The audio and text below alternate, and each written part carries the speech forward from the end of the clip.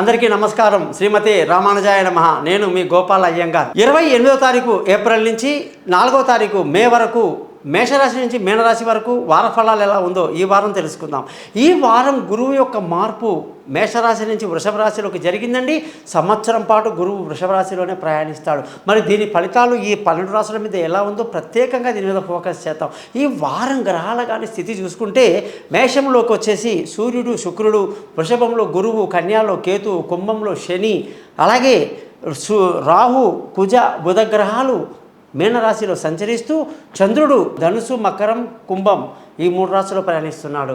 అలాగే మీరందరూ కూడా మీ జాతకాలు తెలుసుకోవడానికి కోసం మీ date of birth, time of birth, place of birth నా నెంబర్కి పైన ఇచ్చాను, పంపించండి.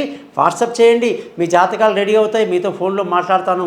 20 నిమిషాలు మీతో అన్ని డిస్కషన్ చేసి 50 పేజీల జాతకాన్ని మీకు మెయిల్ ఇచ్చేస్తాను, ఏ భాషలో కావాలంటే ఆ భాషలోకి. ఇకపోతే మీరు ఎటువంటి పరిహారాలైనా సరే మన పని జరగడానికి సింపుల్గా ఉంటుందండి. సింపుల్గా ఆ పరిహారాలు చెప్తాను, దాన్ని పాటించండి. ఖచ్చితంగా మీకు సక్సెస్ అనేది కనబడుతుందని చెప్పేసి నేను మీకు మాటిస్తున్నా. అందుకే నా ఛానల్ పేరు thesimpleastrologer.com అని పెట్టుకున్నాను. మీరందరూ కూడా నా ఛానల్ని సబ్స్క్రైబ్ చేయడమే కాదు, మీ బంధువులకు, స్నేహితులకు కూడా నా గురించి తెలియజేస్తారని ఆశిస్తూ, ఏమండి ఒక చిన్న మాటతో క్లోజ్ చేస్తాను. ఏదైనా మన ఇంటికి ఎవరన్నా చిన్న కప్పులో ఏదైనా తెచ్చిస్తే మనం తిరిగి ఉట్టి కప్పు ఇస్తామా అండి? అందులో మనం ఏదైనా పెట్టి వాళ్ళకి ఇస్తాం కదండి. మరి అలాగే ఇంత కష్టపడి మీకోసం యూట్యూబ్ చేసి ఇంత టైం స్పెండ్ చేస్తున్నాను కదా, మరి నాకు మీరేమి ఇస్తారండి? కేవలం ఒక సబ్స్క్రిప్షన్, ఒక బంధువులకి, స్నేహితులకి నా గురించి చెప్పడం చేస్తారు కదా. నమస్కారం, మీ గోపాలయ్యంగా. మీనరాశి వాళ్ళకి 28వ తారీఖు ఏప్రిల్ నుంచి 4వ తారీఖు మే వరకు గురువు యొక్క మార్పు మేషరాశి నుంచి వృషభ రాశిలకు గురువు సంవత్సరం పాటు వచ్చేసాడు. మరి దీనివల్ల చికాకులు, మానసికంగా కొన్ని తప్పుడు నిర్ణయాలు తీసుకోవటం, అదృష్టం కలిసి రాకపోవటం, ఉద్యోగంలో మార్పులు, చేర్పులు, గొడవలు, తొందరపాటు నిర్ణయాలు తీసుకోకూడదు, జాగ్రత్తగా ఉండాలి. మరి ఈ వారంలో ఇలాంటి పరిస్థితి కనిపిస్తుంది. ధన ఆదాయం బాగుంది, కుటుంబ సంతోషం బాగుంది, పిల్లల యొక్క చదువు బాగుంది, బంధువుల, స్నేహితుల సహాయ సహకారాలు పెద్దగా లభించదు. మానసిక ధైర్యాన్ని కలిగి ఉండాలి. విలువైన వస్తువులు, భూములు, వాహనాలు, ఇల్లు కొనడానికి అనుకూలంగా ఉంది. తల్లి ఆరోగ్యం బాగుంది. సంతానం విషయంలో వాళ్ళ యొక్క దూర ప్రయాణాలు కానీ, దూర చదువుల కోసం వాళ్ళు చేసే ప్రయత్నాలు కానీ బాగా కలిసి వస్తాయి.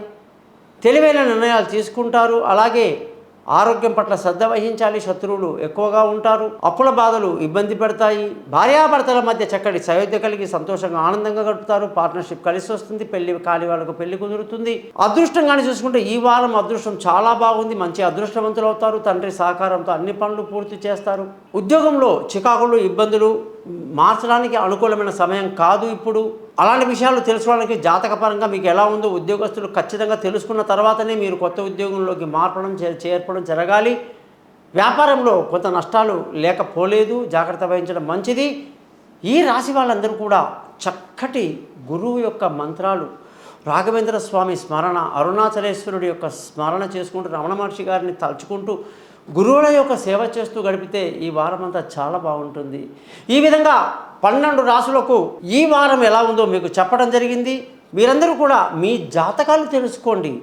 జీవితంలో మీకు ఉన్నటువంటి లగ్నం ఏమిటి, నక్షత్రం ఏమిటి, రాశి ఏమిటి, దశ ఏమిటి, మరి ఏం చేస్తే మీకు మంచి లాభదాయకంగా మీ జాతకంలో అద్భుతాలు జరుగుతాయి అని చెప్పి తెలుసుకోవడానికి పై నెంబర్లో మీ date of birth, time of birth, place of బర్త్ని పంపించండి.